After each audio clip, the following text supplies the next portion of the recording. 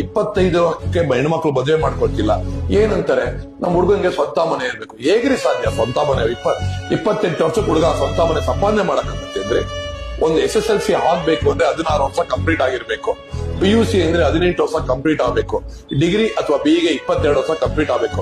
Double degree ಅಥವಾ MTech ಮಾಡ್ಬೇಕಂದ್ರೆ 25 ವರ್ಷ ಕಂಪ್ಲೀಟ್ ಆಗಿರ್ಬೇಕು. 25 ವರ್ಷ ಅವ್ನು ಓದ್ಬಿಟ್ಟು ಒಂದ್ ಕೆಲ್ಸಕ್ಕೆ ಹೋದ್ರೆ ಅವ್ನಿಗೆ ₹1,00,000 ಸಂಬಳ ಕೊಡ್ತಾರೆ, 20,000 25,000 ಕೊಡ್ತಾರೆ. ಅವ್ನು 50,000 ಹೋಗೋಷ್ಟೊತ್ತಿಗೆ 30-31 ವರ್ಷ ಆಗಿರುತ್ತೆ. ಹೆಂಗ್ ಸಂಪಾದನೆ ಮಾಡ್ತಾನೆ?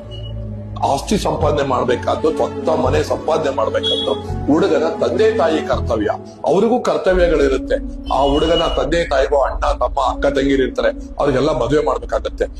ಅಂದ್ರೆ ಬೆಂಗಳೂರಲ್ಲಿ ನಾವು ಸುಮಾರು 1,70,00,000 ಜನಸಂಖ್ಯೆ ಇದೀವಿ. 1,70,00,000 ಮನೆಗಳಿದೆ ಅಲ್ಲಿ ಬೆಂಗಳೂರಲ್ಲಿ. ಎಲ್ಲರೂ ಸ್ವಂತ ಮನೆಯಲ್ಲೇ ಇದೀವ? ಯಾರು ಬಾಡಿಗೆ ಮನೆಯಲ್ಲೇ ಇದೀವ? ಯಾಕೆ ಈ ರೀತಿ ಒಂದು ಕಲ್ಪನೆಗೆ ಹೋಗ್ತೀರಾ? ಬಾಳುವ ಯೋಗ್ಯತೆ ನಿಮ್ಮಲ್ಲಿ ಇರ್ಬೇಕು, ಬಾಳಿಸೋ ಯೋಗ್ಯತೆ ಅವನಲ್ಲಿದ್ರೆ ಎಷ್ಟೊತ್ತಿರಿ ಒಂದು ಸ್ವಂತ ಮನೆ ಸಂಪಾದನೆ ಮಾಡೋದು. ಇಬ್ಬರು ಸಂಪಾದನೆ ಮಾಡಿದ್ರೆ ಒಬ್ಬರ ಸಂಪಾದನೆಯಲ್ಲಿ ಜೀವನ ಮಾಡ್ಕೊಂಡು ಮತ್ತೊಬ್ಬರ ಸಂಪಾದನೆ ಉಳಿಸ್ಕೊಂಡು ಒಂದ್ ಸೈಟೋ ಮನೆನೋ ಮಾಡ್ಕೋಬಹುದಪ್ಪ.